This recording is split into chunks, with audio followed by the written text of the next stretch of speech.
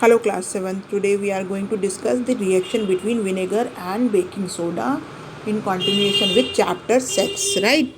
So vinegar and baking soda are two very common chemical used in home. ठीक है, vinegar भी सबके home में होता है और बेकिंग सोडा भी मिलता है.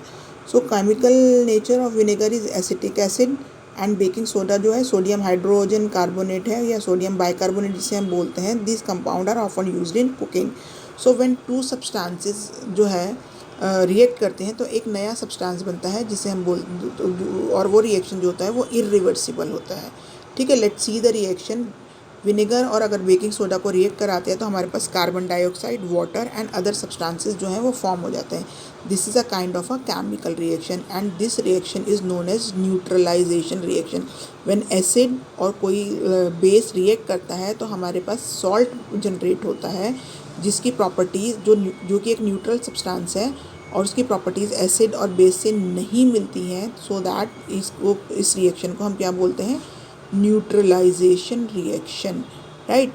इट इज़ इसी तरह से कलरलेस गैस होती है हमारी CO2 जो इवॉल्व होती है और वाइट प्रेसिपिटेट जो होता है वो हमारा नीचे बच जाता है. वाइट प्रेसिपिटेट को अगर हम लाइम वाटर के साथ ट्रीट कराते हैं, ठीक है, लाइम वाटर क्या हो गया हमारा? कैल्शियम हाइड्रोक्साइड को कार्बन डाइऑक्साइड के साथ ट्रीट कराते हैं जो हमारी गैस निकलती है तो कैल्शियम कार्बोनेट बन जाता है विच टर्न्स और मिल्की वाटर. जो वाटर जो है हमारा वो मिल्की हो जाता है, right? So this is how vinegar react with baking soda. Now we'll discuss about the crystallization. Crystallization क्या होता है? जैसे sea water contains salt dissolved in it. Now we know that salt can be obtained by evaporation of sea water. So this technique of separation is not good because the salt obtained in this manner is not pure.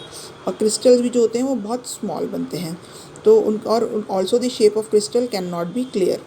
ठीक है, crystal का shape भी नहीं होता कोई. तो crystal are the purest solid form of the substance which definite having geometrical shape, right. So this substances like sugar है, urea है, कॉपर सल्फेट है, अलम है, तो they form crystals and crystals of different substances have different shape. Large the crystal of the pure substance can be obtain. जितना crystal बड़ा होगा उतना ही प्योर सब्सटेंस आपका ऑब्टेन किया जा सकता है, right, by the process of crystallization. So by obtaining crystal we are able to produce the certain substances, right. So with this we end with our chapter 6. Thank you very much.